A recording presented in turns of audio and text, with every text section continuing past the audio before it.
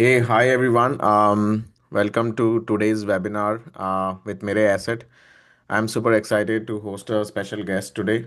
Uh, this is a topic I think close to my heart.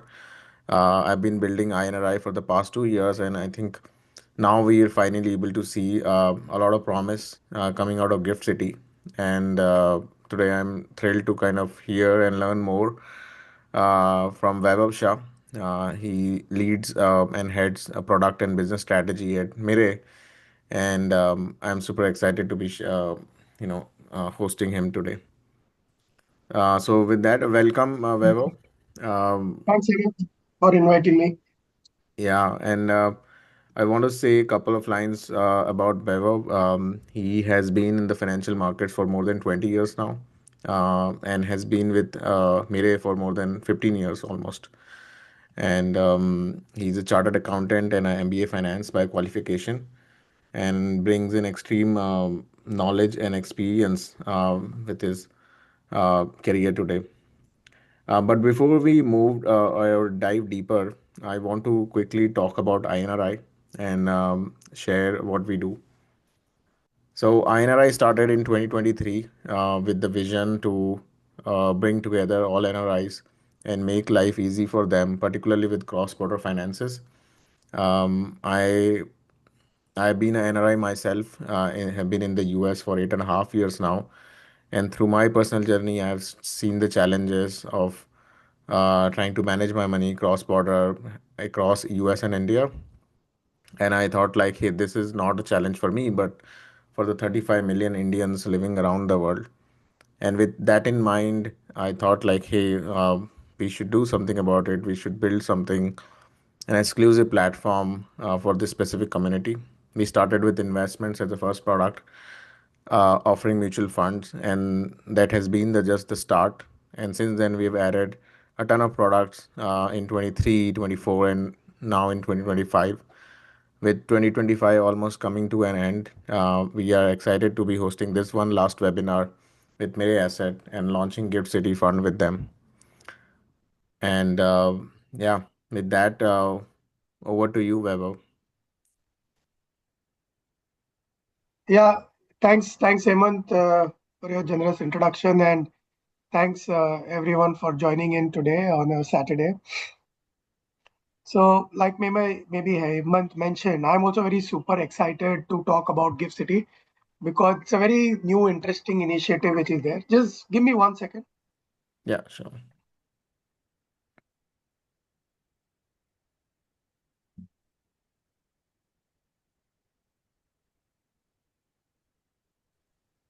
So, I'm very super excited, like I was saying, to talk about Gift City, which is a very interesting jurisdiction that the regulators have started to attract foreign investors to come and invest into India. And I will sort of cover some part of it in my presentation. So, Hemant, just one request: if you can let me have screen sharing rights, I can share few Yeah, slides as yeah. appropriate. Sure, try now. Yeah.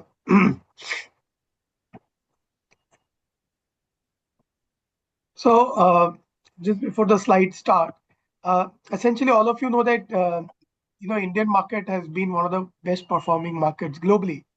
Um, But I think the challenge India gets is that a large part of the money gets raised in India from offshore jurisdictions. So usually the money which comes into India usually comes from destinations like Mauritius, Cayman Island, Luxembourg, Dubai, Singapore, etc. India doesn't sort of get its money directly to invest into stock market, and that was a concept of start of concept called as Gift City. Um, So I start with a slightly bold statement saying that Gift City is a win-win or a gift for resident investors and a gift for non-residents. And I'll tell you why it's a gift for both resident as well as non-resident investors. So essentially, like I was saying, GIFT stands for Gujarat International Finance Tech City. It is India's only approved IFSC, which means it is India's only approved central SEZ. It's a free trade zone which allows flow of capital, between entities, and that makes it sort of very interesting to raise capital. Now, what makes GIFT unique? Like I was saying, India typically gets capital from Dubai, Mauritius, Singapore, Cayman Island, Luxembourg, etc. The idea was India should have its own jurisdiction where the best of Indian managers can be based in a very cost effective, tax effective manner. You can be able to manage global money. And that made the start of GIFT. To make GIFT unique, a lot of changes had to be made in the current setup. So, first and foremost, the most important change that was carried out is that though GIFT City is based in India, so it's actually based between Ahmedabad and Gandhinagar. From a FEMA perspective, GIFT City is considered a jurisdiction not in India. So it is considered not a part of India. And I'll give you an example to explain this. When I was trying to set up my branch in GIFT City almost 2.5, 3 years back, we were trying to send laptops to our branch in GIFT City. We had to fill import and export requisition form. So anything that you send or do via GIFT City is considered as an export of service or an import of service. Just tells you how regulators are seeing as GIFT as a way to sort of um, get capital into India, and again in a manner which is sort of very friendly for investors, because every dealing which you will do in GIFT City will not be in INR, will only be in foreign currencies. So I know the most important part about GIFT City is 15 currencies are allowed to be traded in GIFT City. One currency not allowed to be traded in GIFT City is INR. So just tells you that how you can deal in GIFT City like you're dealing with your Dubai, Singapore, Mauritius, US investments, Luxembourg investments, etc. Now, typically in India, you see there are 4 regulators, and having 4 different regulators means there is always a challenge in how each of the regulators looks at things. So in India, there are 4 regulators: RBI looking at banks, and NBFC, IRDA looking at insurance, PFRDA looking at pension, and SEBI looking at mutual funds and capital market entities. However, when it comes to GIFT City, there's only one regulator, and that is called as IFSC. This regulator has powers equal to RBI plus SEBI plus IRDA plus PFRD.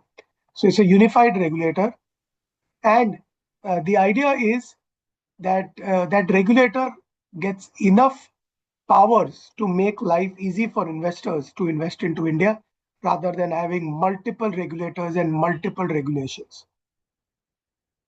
As a regulator, I must tell you about 2 decades of experience I have of meeting regulators not only in India but in other countries as well. I haven't seen a regulator as friendly as IFSCA. They keep calling us to give us feedback on how they can improve and make life easy for investors and partners. And that, I think so, is something which makes IFSCA very, very unique. Third, and I think most important element of investing is tax efficiency. So when you make your investments essentially into India, there is always the challenge of tax filing, of ITR filing for TDS deduction, claiming your TDS as refunds, uh, and all that. So when they were trying to set up GIFT City, the idea of GIFT City was to create a jurisdiction where complete tax efficiency is there for investors. And the tax regime in GIFT City will be either at par or superior to Singapore, Dubai, Mauritius. So if if we were to look at GIFT City, it has regulations from a tax perspective either at par or superior to all the jurisdictions which we mentioned. And this is one of the key reasons why GIFT City is now being able to attract a lot of global investors into India. And I will sort of cover that in our subsequent slides as well. So what I can maybe in nutshell share with you that we believe GIFT City is a beautiful, unique way to access investing into India, and also gives a great access to investors to invest in a tax efficient, currency efficient, manner where the best managers are based actually in India and sort of managing it. And when I show this slide, which shows taxation compared to other countries like Luxembourg, Singapore, Mauritius, IFSCA, etc., you will see that the tax efficiency in GIFT is far superior to other jurisdictions. And maybe a conclusion, like I was saying, IFSCA or GIFT, now I'm trying to compare that with, say, mutual funds or domestic mutual funds. I'm sure all of you must have investments through the mutual fund route. So from a FEMA perspective, GIFT is considered an offshore jurisdiction, not in India. 15 currencies are allowed to be traded in GIFT, while your mutual funds are all INR denominated. GIFT is considered as a tax-free or a tax holiday zone for investors and partners. Um, and though GIFT City is not part of India, the India jurisdiction laws apply to it. And there is one unified regulator, IFSA, which sort of applies. What you can do from GIFT? You can do almost everything. You can invest in Indian securities, which is Indian shares, Indian mutual funds, Indian real estate companies, Indian unlisted companies, ETFs, bonds, etc. You can buy even foreign securities, which is foreign ETFs, foreign stocks, foreign bonds, etc. And also invest in securities which are listed in IFSCA or in GIFT City, which are predominantly listed in dollar terms. So it provides you complete access of doing all types of financial instruments. Everything that is done is to a trust structure, and hence there is a trustee, independent trust to this sort of thing, which makes this as a safeguard very good for investors. And all the fund management entities have to have fund management licenses to be managed from GIFT City. So Mirae Asset has been there in GIFT City for last now more than 2 years. We are managing a $200+ million fund in the GIFT City. We have launched an India allocation fund, which allows investors, NRIs, foreign nationals, access to Indian markets. And we've also launched a global fund, which allows resident investors, NRIs, and foreign nationals access to global markets. Now, what I'll try and cover is some of the challenges which we believe NRI investors or foreign nationals face when they invest into India, and why GIFT City can be a solution for some of the challenges they face while they invest into India. First is KYC and documentation. So when you invest in India in the mutual fund route or in the PMS route, etc., you will essentially see that PAN card is a mandatory document. Now, for anyone um, who's sort of investing into India will understand that PAN card for a foreign national is very, very difficult, and they will not like to do tax filing in India. Plus, a lot of young NRIs don't want to take PAN cards and the burden of tax filing in India. Hence, in GIFT City, tax PAN card is not a mandatory document. In case you have a PAN card, you can report your PAN card. In case you don't have a PAN card, you can give a no PAN declaration. So PAN is not a mandatory documentation. And for us at Mirae, we've created a complete digital onboarding journey, which will make life easy for NRIs to invest in our funds. Plus, in India, KYC requirement keeps changing a lot. Thankfully, from the GIFT City, the regulations for KYC and documentation doesn't change because there's one unified regulator. Going to the sort of second point, taxation and ease of tax filing. So the GIFT City fund that we will sort of discuss is a tax efficient product. There is no taxation of the product at all in GIFT City. Hence, neither the investor has to pay tax, neither the fund pays tax. So it's a completely tax exempt EEE sort of product. Again, the investor doesn't need to do tax filing in India or disclose this in your ITR filing, or neither this is disclosed in our AIS form. It is at par with how you invest in a Singapore fund or a Mauritius fund. You don't need to disclose to income tax authorities. The same sort of benefit is there when you do investments in a gift product, and no TDS gets deducted. So this makes it sort of very easy for investors. There is ease of remittance and repatriation of funds. Funds can be transferred from any bank account that you have globally. Could be Bank of America, Bank of Singapore, HSBC, Germany, or Deutsche Bank Germany, whichever country you want, and money will go back to that same bank account. So you can transfer money in dollars and take back your money in dollars. This gives you complete ease of transacting, and you don't need to invest in the dollar form.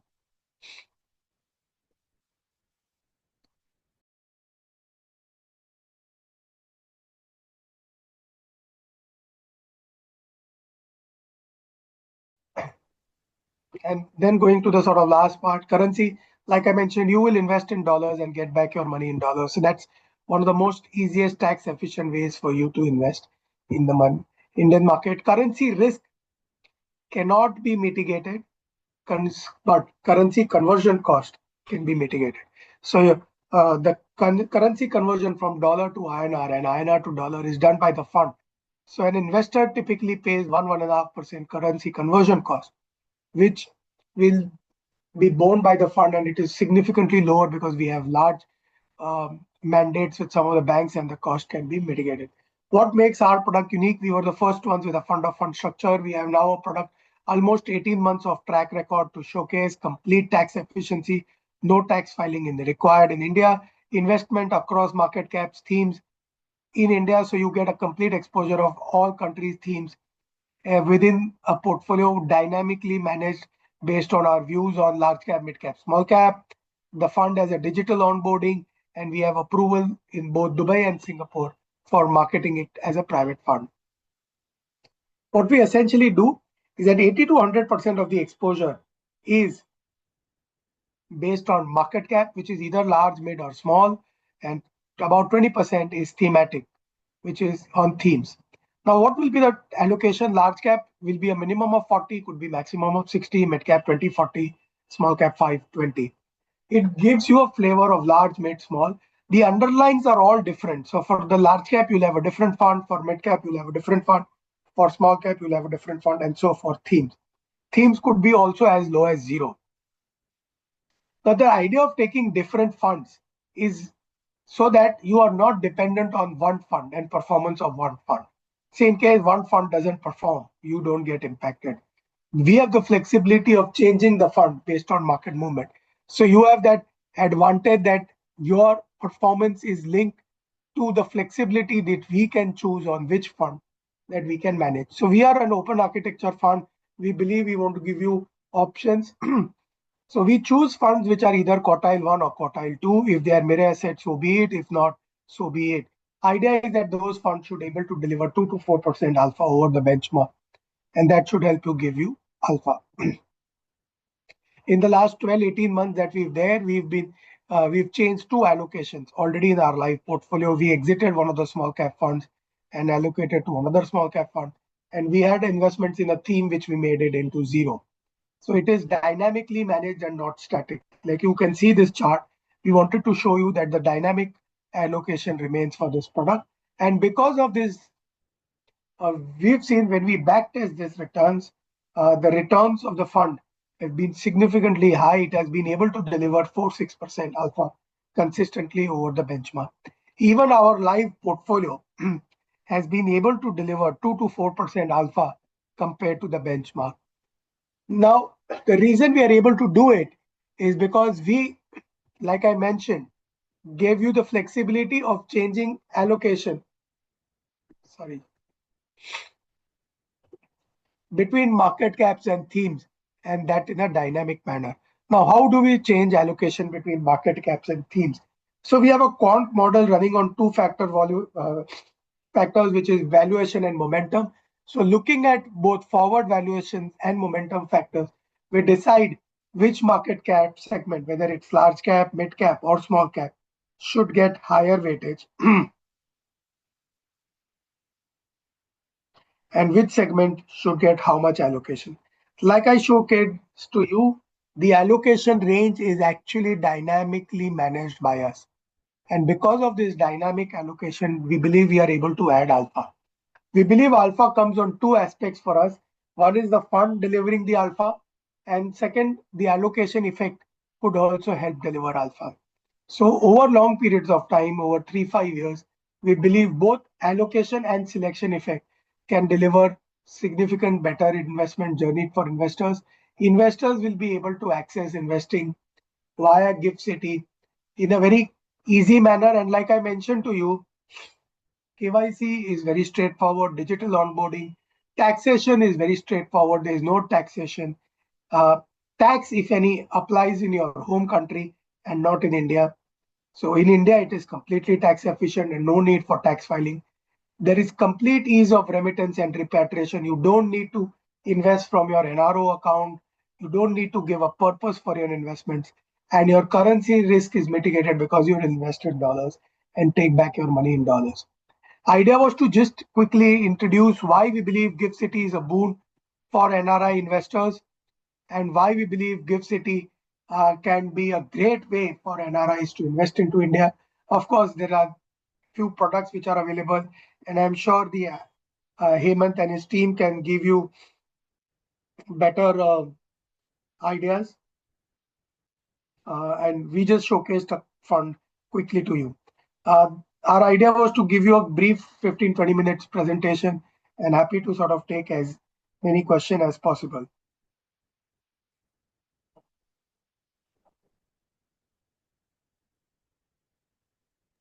Great. Thank you, Vaibhav, for the quick presentation. I think it was quite helpful to learn a good background about gift and then followed by the fund. So we do have some questions on the chat. I think we could go over them and maybe take Sure, more as it comes. So, sure. so first question by Piyush. He's asking if this investment in Gift City would shield from currency depreciation. Okay. Yeah, excellent question, Piyush. So I'll tell you, when you invest typically into India, whether you invest in a Dubai fund, a Singapore fund, a Luxembourg fund, or a US ETF, could be anything. You are finally taking a view on India. And when you take a view on India, you'll have to invest in Indian markets where all securities are listed in INR. So irrespective of where you invest from or which fund structure you do from in any part of the world, you are finally taking a view on the Indian markets and the Indian currency. And that currency risk cannot and never will be mitigated. However, what can be mitigated, like I covered, is the currency conversion cost.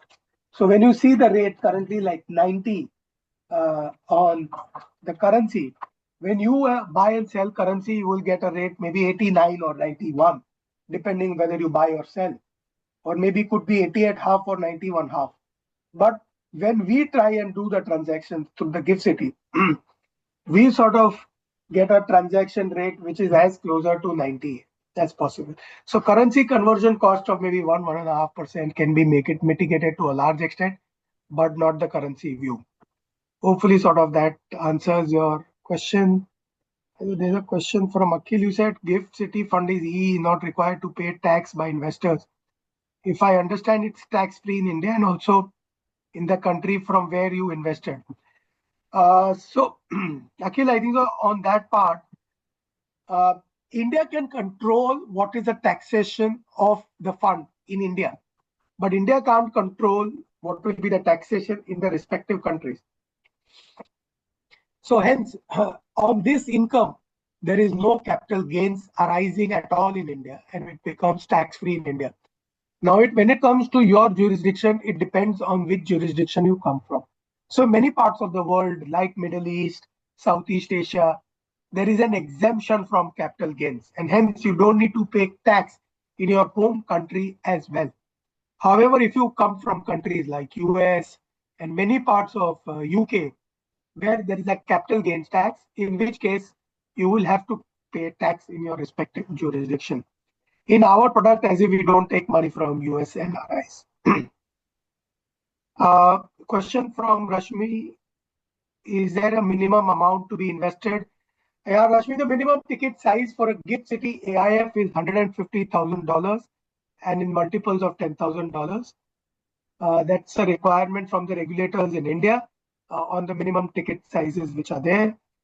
Is there a lock-in period? No, Rashmi. I think you can uh, invest without a lock-in period. Can Indians invest in both the funds. So Indian residents can invest in our global fund, which gives you exposure to US market, China market, semiconductor, AI, and those themes. NRI investors can typically and foreign nationals can invest in both the global fund as well as the India fund.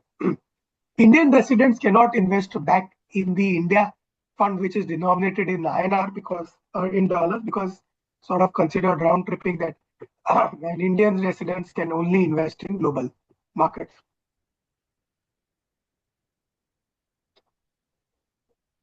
Abhinav, I think so. Like I mentioned, we don't take money from US nationals in this product. PFIC laws will sort of apply in case you don't have a tick in the box structure. So because our fund is not US, we are not accepting US. We will sort of skip that question. Rakesh, same rules, regulations for NRIs and foreign nationals. Sorry, I'm not too clear on the question that you were sort of asking. Maybe if you can elaborate that, would be happy to sort of invest and answer that one. Harsha, what is the minimum amount to be invested? I think sort of I covered. Harsha, the ticket size is $150,000. What sort of makes us unique compared to all our peer funds? In the most of our peer funds, they have either launched a large cap fund or a mid cap fund or a small cap fund or a flexi cap fund. In which case, you are able to get access to only one market cap within the portfolio. We give you complete market cap, whether it's large, mid, small, and themes, all within one portfolio. So it's a complete India exposure all within one portfolio. And there is no risk you run of only one fund performance. We have the opportunity of changing the underlying as we feel based on the performance. And if we can deliver maybe 2 or 4% alpha, we will stick with the fund or we will sort of change the fund. That's sort of our idea. Rakesh's question, GIFT City rules and regulations are same for NRIs and foreign nationals. Yes, Rakesh, idea of GIFT City is to be able to attract foreign capital into India, and hence NRIs and foreign nationals are considered at par when they invest. Only difference is in case an NRI has a PAN card, they can just give the PAN number. Of course, it's not quoted anywhere. For other NRIs or foreign nationals who don't have a PAN, they can give a no PAN declaration. Otherwise, I think so. Rest of the regulations for NRIs and foreign nationals sort of remain the same. Great. I do have few questions, so I could ask meanwhile. Um, so you mentioned like the fund is not available for US or Canada and Rise. Any visibility on the timeline that this might be available in the future? So we are launching a US a fund for US investors sometime quarter 1 of next year. So in the next 2 or 3 months, we will have a fund for US based investors. We are trying to create a fund structure in such a manner that it creates no PFIC laws for investors and K1 certification and everything can be done by the fund. So it will become a very far more tax efficient way for NRIs to invest into India. The structures which are there are current structures which are there are not so tax efficient, and hence we have not made this facility for US at the moment. Got it. And with respect to minimums, I think I've been hearing the 150K for a while now. There was I believe a new fund that got listed with a lower minimum. Do you expect the minimums to go lower, or maybe even this in this fund as well? Yeah, so Hemant, what happens is this fund is structured like an AIF. Mm. Based on India regulations, the AIF have to have a ticket size of $150,000. What we are planning to do is we are planning to add an accredited share class in this product. So if you are an accredited investor, whether it's Dubai, Singapore, US, then the ticket sizes will go down to as low as $25,000. So we hope to enable that feature in the next 1 or 2 months. Now coming to even further lower ticket sizes, uh, yes, there are few products which are launched which are taking retail application. However, we believe that when you take retail applications from investors who are not based in India, the distribution partner, which is in this case, your side, and others has to ensure that they have the certain regulation to be able to accept retail application. So maybe it's something that you'll have to sort of look at. Mm-hmm. We will be launching a retail-based product soon next year, where we'll be also taking retail applications. Understood. Okay. We have got one question. So for Singapore NRI OCI, the minimum investment amount can be $25,000. What could be the expected returns? I guess the minimum doesn't change, right? It is expected returns. Indian market has shown the ability to generate in dollar terms, first in INR terms, roughly around 13-15% return. Well-managed funds in India, and based on our back testing, we believe both from selection and allocation, we will be able to deliver 2 to 4% alpha over the index. We believe that the rupee will continue to depreciate, though at a slower rate, maybe about 2 plus minus 1%. Hence, I will be not surprised if the fund delivers in dollar terms somewhere between 12-14% returns over a 3 or a 5 year sort of time frame. Mm. And that's again based on our back testing and actual NAVs of the funds that we manage. We've seen that our products have been able to deliver 12-14% in dollar terms.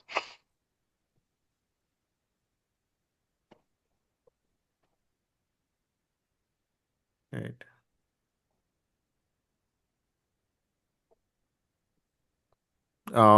What kind of expense ratio are we looking at? And yeah. Yeah, so idea is that this product actually competes with mutual funds.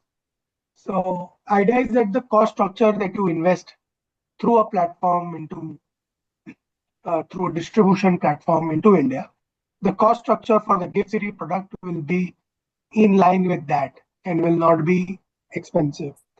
We don't want to charge significantly higher cost.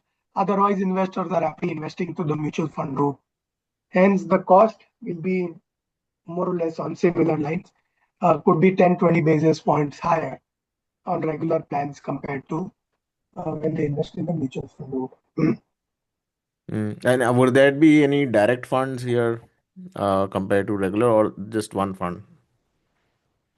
So essentially, gift city products are actually private placement products. So um, they come through some sort of an entity because investors don't get access to information.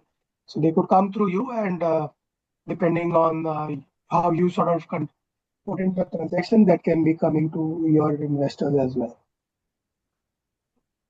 So there is no direct placement, as I understand, right? Uh, Not really, Got it. because we don't have online journeys for investors to purchase directly. For making transactions, uh, a OVD has to be done for the investor, which could be you know best done through an intermediary like Mhm. yourself. And hence, uh, these are mainly through distribution platforms. Right. So could you share more on the onboarding process? You mentioned it's digital. What does it require in terms of documentation? And what it could be the timeline to get invested? Yeah, thanks, Hemant, for asking that. See, documentation actually depends on first two things. Okay. Um, how all the documents are provided by the investors.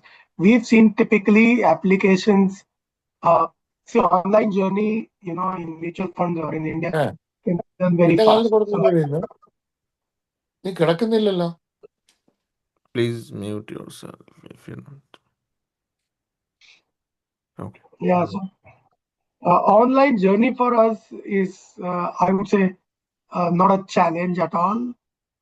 In fact, if your end-to-end application and everything is ready, it doesn't take more than a day for the application to come through. I'll maybe share one slide. Yeah. If this is sort of visible to everyone. Yeah. If you could. Yeah. Okay. Perfect. So you who can invest NRIs, foreign nationals, individuals or non-individuals who are from an FATF compliant jurisdictions who cannot invest, Indian residents, NRIs, and overseas investors from blacklist countries. There are only currently three blacklist countries: North Korea, Iran, and Myanmar. For grey list, we take applications with an enhanced due diligence and NRIs and foreign nationals from US and Canada. Now, the documentation required is one ID proof and one address proof. I'm sure most uh, NRIs have a passport. So passport works as an ID proof. And if your passport also has your address, it also works as the address proof. So that's sort of the easiest documentation required. You need to give a bank proof. So it would be a cancelled check, a bank statement, or a bank confirmation letter from the bank that you are remitting your funds. Now, because you're transferring money from a jurisdiction not in India, you need to do an OVD, which is an original verified on those documents. It could be done by any authorized bank officials in the FATF compliant jurisdiction, could be a notary, a court, a judge, a chartered accountant, a lawyer, or the Indian consulate. We've got hundreds of applications, and I can tell you OVD is not a challenge. Either the banker does it, the lawyer does it, or the chartered accountant does it on behalf of the investor. But if you can see, the KYC documentation is fairly simple and sort of straightforward.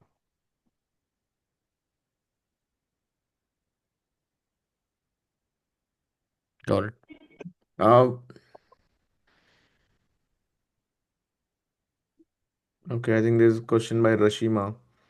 Um, as you informed, for investments in Indian securities by NRI, returns are 2 to 4% higher than index. What returns can be expected if an Indian invest in global securities fund? Sure. So two things I'm saying. I'm not saying 2 to 4% higher always is there. We are saying if you were to see the track record that Mirae Asset has created over fairly long periods of time, most of our funds have been able to deliver 2 to 4% alpha over the benchmark over fairly long period of time, 5 year, 10 year periods. We've been able to give you 2 to 4% higher return than the benchmark. Hence, that's a statement that I had made that over and above the benchmark return, this is a potential return that we can sort of generate. Um, Now, on global investing, we already have a global product which feeds into US, into developed markets in China, and some themes like semiconductor, artificial intelligence, defense technology. Then you got data centers, etc. We've typically seen that this fund, because it's investing in high growth sectors in the world, gives you exposure to the best companies in the world. This fund has been able to deliver in dollar terms north of 15-18% returns over 5 year period based on the actual NAV of the funds. So that's a back tested result. Of course, it does get impacted by how markets do behave.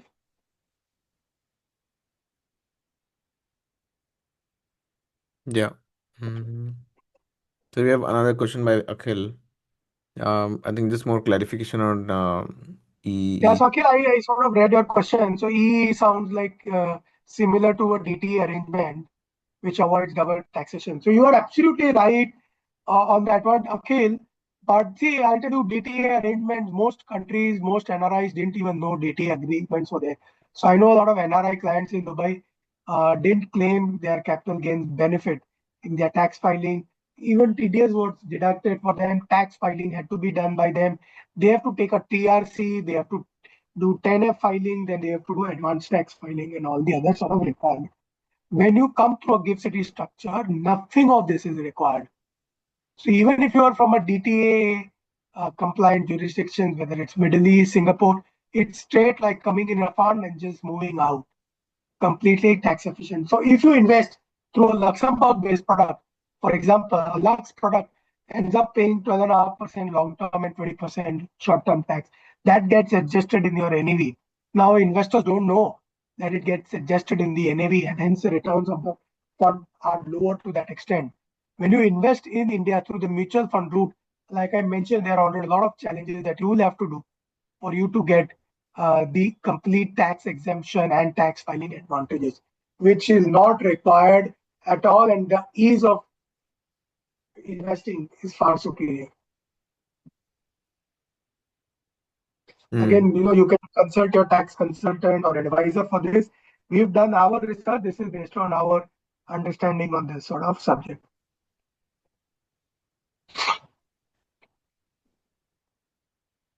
Got it.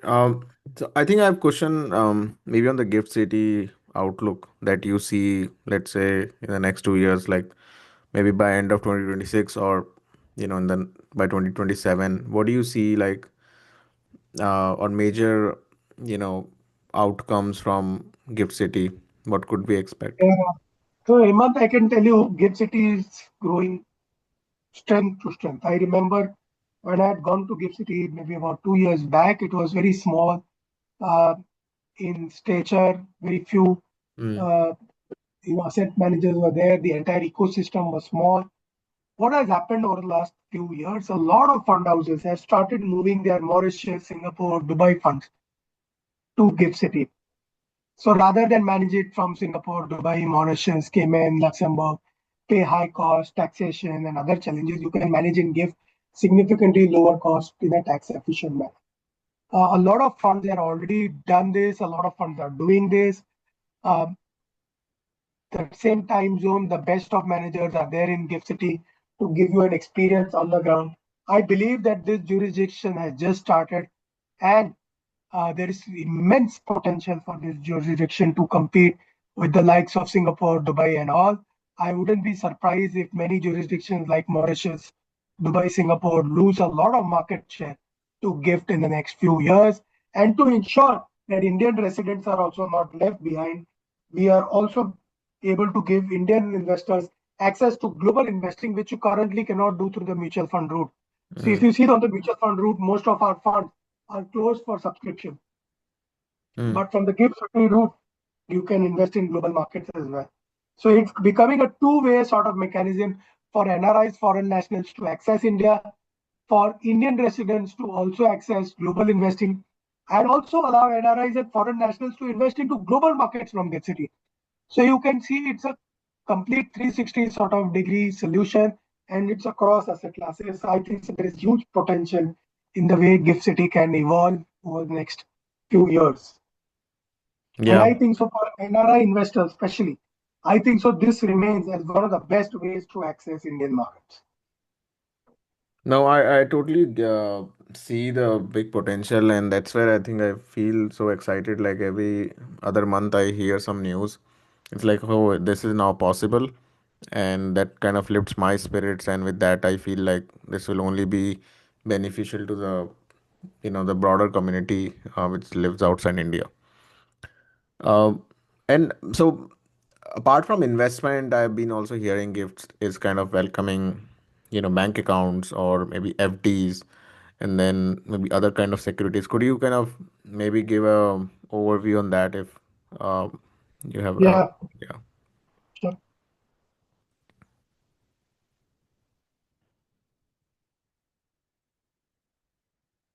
Yeah, so you're absolutely right. Gift City was started with the idea of getting investments, but banking actually has picked up a lot in Gift City. Mm. So a lot of NRIs are, parking their funds and creating deposits with some of the banks. The FCNR deposit rates, I understand, in Gift City are far, far higher than they're able to get from the Indian markets. So Gift City is giving you that complete ease of doing banking.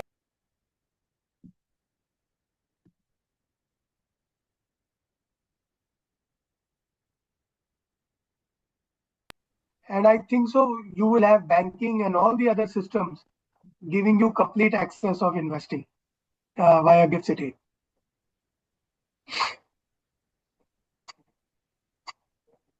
Got it. Um, so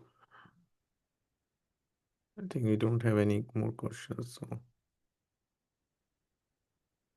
anything so far that you would want to highlight with current investors, like maybe size of the fund and kind of any commentary on that? Yeah, so I can tell you the advantage that we have that we are investing in funds which already have like more than 10-year, 15-year track record, Hemant. So our funds have been able to deliver uh, like I was saying, at least 4% alpha over the benchmark. So my large cap fund is up 12 times in last 17 years. So you can definitely see the sort of large wealth creation it has created. My small cap fund, my large cap fund is almost 42,000 crore in size, or more than $5 billion in size. My small cap fund has delivered 10% plus alpha. My mid cap fund is a almost a 20,000 crore fund. So when you are investing in this product, you are investing in funds which already have a 10-year, 15-year track record, uh, great vintage, uh, ability to generate 3-4% alpha. Uh, you can just go on our website and you can check those numbers. You'll be able to figure out the ability that we've been having to deliver good experience for investors, and large size of AUM that we are managing across these funds. And the advantage that we do is we have flexibility of changing the funds. So I'll give you an example. Like we had invested in manufacturing fund. When we saw that manufacturing as a sector is not doing as well, we made the shift and converted the allocation to the consumption fund. We had investments in a passive ETF, and when we saw that the small cap fund is able to give 10% alpha, we made the shift from a small cap passive fund to an active fund. So we have the flexibility of doing ETFs, active funds, passive funds, everything, and this is quite dynamically managed. So I think that's where we believe we can give investors a good sort of investment experience. Got it. And I think one important question in general about India, right? I mean, I think NRIs, when they think about investment, they're essentially looking at the outlook of India, like how Indian economy will evolve. I see like Nifty is almost at all-time high, may possibly close, in the coming month or maybe even in December. So how do you kind of, if I were an NRI, looking at India for next 5 to 10 years, what are the things that I should kind of think of, and what returns or maybe expectations should I have, most importantly? So, Hemant, I think so. India is in the most sweet spot as a economy, as a market to look at from. See, India is already like more than a $4 trillion market, and there are enough news flow that India sort of will double the economy size in the next 6-7 years. Based on IMF reports, by 2047, when we complete 100 years of independence, we should be maybe the largest economy in the world or maybe the third largest economy. But the expectation is that the economy will grow maybe 7-8 times from where it is in the next 20 odd years. Uh, Considering the inflation plus the growth trajectory, if you see the last GDP print came close to about 8%. India on a nominal basis is growing at 10% GDP growth. I don't think so there are any economy in the world growing at 10% of the size of India. And this growth is secular. This is across large, mid, small. A lot of new companies are getting listed. Um, a 10% nominal GDP growth means well-run businesses will continue to grow at 12-14%. And hence, overall earnings growth in India will continue to be north of 12-14%, which means stock markets can continue to give you in long terms, the returns, like I said, 13-15% plus minus 2% in on a long-term basis in INR terms. We believe that a large part of the rupee depreciation is overdone.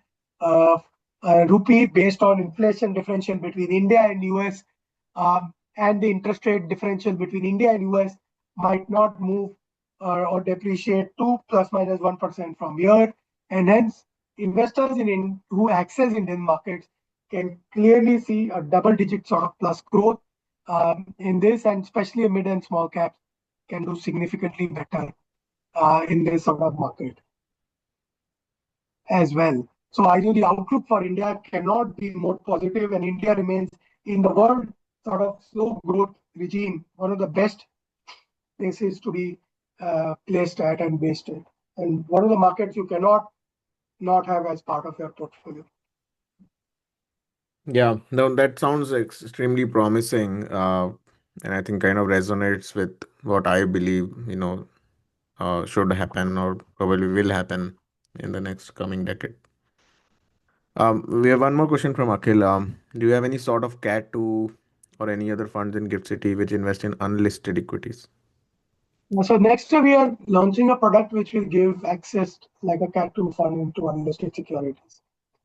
Like I said, see, Gift City has just started evolving in a year or two, and hence currently the product offerings are limited. Some of the offerings have larger ticket size. Maybe in a year or two, you'll have all investment options available with lower ticket size, with investments across asset classes. So early days for Gift City, but very promising days, and funds which already have a great track record. If you can invest in funds which have a track record with underlines denominated in dollars without tax filing, etc. I think so. You should start taking your Gift City investment seriously and start creating a portfolio in Gift City based products. Hmm, makes sense. Okay. I think that's the set of questions I had, and we have like 5 more minutes. Any other thing, Vaibhav, you think would be important for us to know? So, Hemant, I think we covered a lot of things on Hmm. Gift City, on the potential of Indian markets, on the way that you can invest. I think so. Maybe I had showed one slide just telling why Gift City remains one of the best ways for NRIs to access Indian markets. See, a lot of NRIs face challenges in KYC, updating their KYC, their bank account, their mobile number, email ID, and KYC in India keeps changing. Thankfully, from GIFT, neither a PAN is mandatory, neither KYC is sort of very tough. It's quite simple, which gives you easy access to India. Most importantly, neither tax filing, disclosure of your global income, or need for tax reporting is required in India. So tax efficient and a tax easy way is there for you to invest into India. You can invest from any bank in the world, take back the money, no questions asked. Repatriation is not a challenge. Easy flow of capital is there for you to access Gift City. And you can invest in dollars with flexibility of taking that money back to that same bank. It's a complete win-win for investors. I would say there are large, no negative challenges that Gift City has vis-a-vis any other jurisdiction. It's only positive, and you have the best of the Indian managers who have large investment teams, large AUM managing the funds from Gift City. So, Mirae Asset globally, in India, we manage 2.4 lakh crores of AUM, and globally, we manage $700 billion of AUM. So, as an asset manager, we have opportunities of global markets, Indian markets, all sort of markets. And we have some of the best strategies that we can offer to investors. So, enough and more choice for investors. And in our product, like I said, onboarding journey, ease of changing allocation between country, between market caps and themes in a dynamic manner, all is giving a reason why I believe Gift City should be a part of any NRI foreign national portfolio. And even for residents to look at global investing where there are no solutions currently available. You have to go through a broker, in which case you pay high custody fee, high taxation, a lot of other currency conversion costs. Here you have a professional fund manager giving you all those access. I think so. There is no reason why investors should not be looking at Gift City as part of their investments. No, truly, I think so far Gift City has definitely shown that a budding promise, and I feel like as it evolves, it will only become more and more a part of the portfolio, not just for NRI. I think even for a foreign national, I think this will become the default way that they could invest in India. And I do hear, that from foreign nationals. Like as I live here, I've heard, this or this interest from, non-Indians. Like, hey, how could I invest in India? And I think this is where I feel more positive that one day we would be able to even have foreign nationals invest through us and ultimately through Gift City and into the products that are Hemant, available. but I must just add one thing. 20% of our AUM Yeah. is actually from foreign nationals. Mm. So foreign nationals have already started using Gift City. No, that's They are not that's as they are not as they are not asking as many questions as maybe NRIs and yeah. they are far more confident on India and investing via Gift City. Maybe I think so. Maybe NRIs have more questions than maybe foreign nationals. This is my feedback. Foreign nationals, if once they know that this option is available, and you have good Indian managers able to give you far higher alpha than global ETFs, I think so. Foreign nationals will lap Gift City products. Yeah, no, I think I agree. I mean, like, I do kind of see more questions from Indians, like, and I think maybe rightly so. Like, their probably experience has not been very positive, with the older traditional investments, like, if you see mutual funds, like, it has been a nightmare, if I think, particularly from a US perspective, PFIC and then onboarding, KYC changing all the time. And this is where I feel Gift City shines brighter than others, where this kind of all of these hassle will go away, um, investing through that. Yes. Yeah. Okay. So we are at time, and I guess we don't have any more questions. So, um, yeah, thank you Yep. everyone for joining today, and most importantly, thank you Vaibhav for a insightful journey into Gift City and Sure. also helping with the brighter outlook that we all look forward to. Sure. Thanks. Thanks, everyone. And have a good weekend. Yeah. Great. Thank you. Thank you, everyone.